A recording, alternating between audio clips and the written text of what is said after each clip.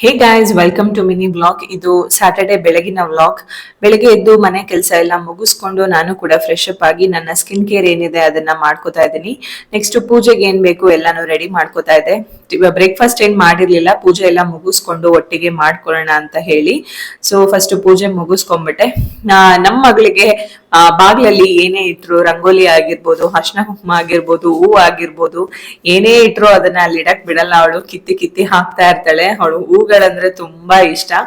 Next ಎಲ್ಲ ಮುಗ್ಸಾದ್ಮೇಲೆ ಬ್ರೇಕ್ಫಾಸ್ಟ್ಗೆ ready ಮಾಡ್ಕೋತಾ ಇದ್ದೀನಿ. ಇವತ್ತು ಶಾವ್ಗೆ ಬಾತ್ ಮಾಡೋಣ ಅಂತ ಹೇಳಿ ಅದಕ್ಕೆ ಫಸ್ಟ್ ಒಂದು ಸಪರೇಟ್ ಆಗಿ ನೀರ್ ಚೆನ್ನಾಗಿ ಕಾದಾದ್ಮೇಲೆ ಶಾವ್ಗೆ, ಉಪ್ಪು, ಎಣ್ಣೆ ಹಾಕಿ ಬೇಯಿಸಿ ಸ್ಟ್ರೈನ್ ಮಾಡಿ ಎತ್ತಿಟ್ಕೋಬೇಕು. ನೆಕ್ಸ್ಟ್ ಒಗ್ಗರಣೆಗೆ ಏನ್ ಬೇಕೆಲ್ಲ ಹೆಚ್ಚಿಟ್ಕೊಂಡಿದ್ದೀನಿ. ಎಣ್ಣೆಗೆ ಸಾಸಿವೆ, ಜೀರಿಗೆ, ಕಡಲೆಬೇಳೆ, ಉದ್ದಿನಬೇಳೆ, ಹಸಿಮೆಣಸಿನ್ಕಾಯಿ, ಈರುಳ್ಳಿ, ಕರಿಬೇವು ಹಾಕಿ ಇದಕ್ಕೆ ನೀವು ಕ್ಯಾರೆಟ್ ಕೂಡ ಆಡ್ ಮಾಡ್ಕೋಬಹುದು. ನಾನ್ ಬರೀ ಗ್ರೀನ್ ಪೀಸ್ ಹಾಕಿದೀನಿ. ಲಾಸ್ಟ್ ಅಲ್ಲಿ ಕೊತ್ತಂಬರಿ ಸೊಪ್ಪು, ಕಾಯಿ ತುರಿ, ನಿಂಬೆಹಣ್ಣು ಹಾಕಿದ್ರೆ ರೆಡಿ ಆಗುತ್ತೆ.